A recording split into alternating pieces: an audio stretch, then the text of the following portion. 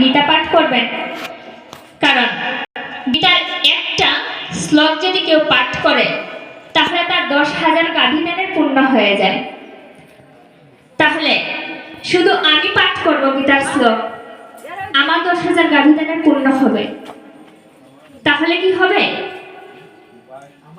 10 মিলে করি কাজ।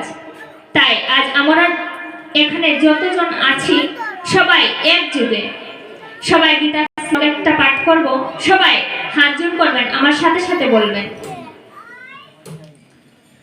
যে যথাবাং প্রপদন্তে তাংস্থৈব ভজামহম মম বর্তানো বর্তন্তে মনসা পার্থ সর্বস্ব।